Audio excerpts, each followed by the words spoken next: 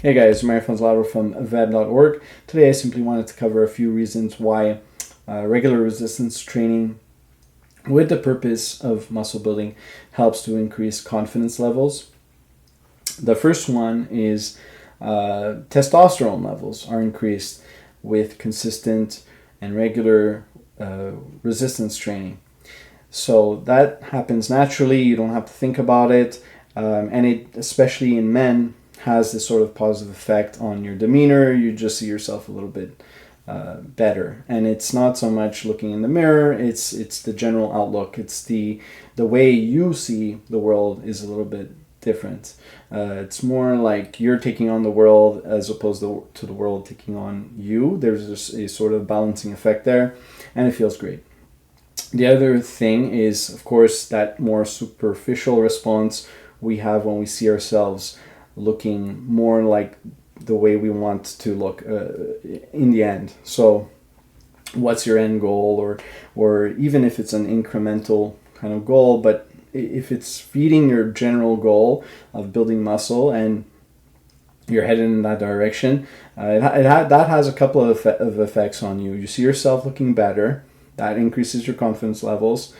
The way others see you is changing too, because they are seeing you carrying yourself a little bit more with confidence. Of course, this is what we're talking about. Your demeanor, again, is changing. The way you walk, you're more mature, you're more confident.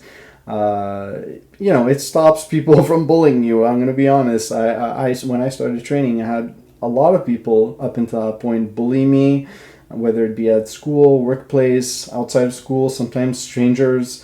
And it all stopped within a month of working out regularly.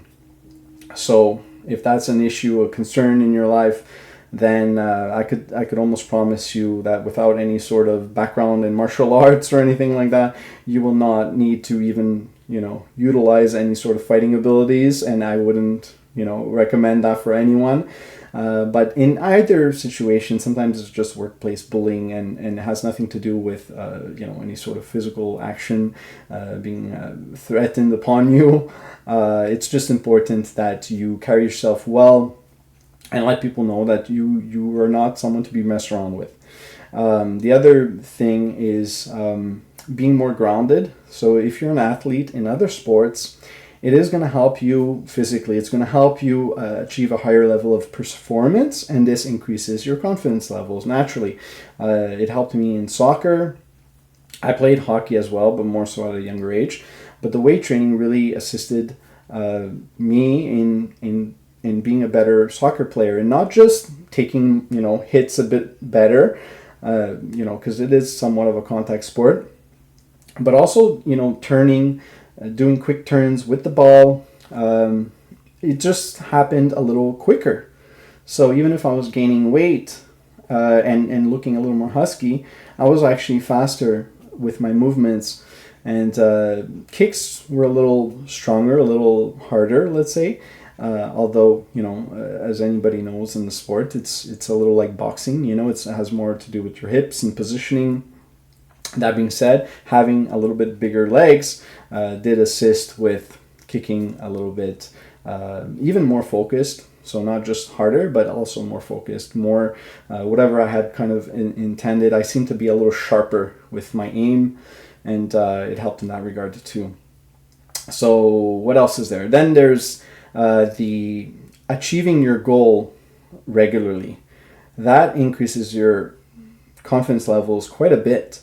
I mean, think about it. If you have these little incremental goals, and you should in muscle building, just as with any goal, you're not saying, okay, I'm going to gain 100 pounds. You're saying my goal is maybe to gain 100 pounds. My general goal is to build a lot of muscle, as much muscle as I can, for example. But you're to achieve that goal, you really have to achieve all these smaller goals, and it's important to set these goals in your mind, because it's hard to achieve a goal of that big, a general goal of like 100 pounds or 150 pounds or something like that. You're basically doubling your body weight. So I would say have that as your general goal, but also focus on those smaller goals. And when you do that, they're quite easy to be achieved. It takes you like maybe a month or two to achieve all of those goals. And that reinforces your kind of confidence levels. You get more confident as you achieve those goals regularly. When you try to do something and then you fail, that takes a hit on your confidence levels. And this has the opposite effect. What else can I say? I think that's it. There are other elements that are put into play here that help you to achieve more confidence levels. I would say even the way you look might attract someone to you if that's a concern or one of the reasons why you got into muscle building and resistance training. Maybe you want to meet that certain someone and you think that this will help you. I think it doesn't with most people. It doesn't really affect things in that way. I would say that is maybe indirectly, because once again you're increasing confidence. So as you have more confidence, you walk a certain way, talk a certain way, you're a little more careless in terms of carefree, let's say is a better word, with regards to if people take to you or what they think about you.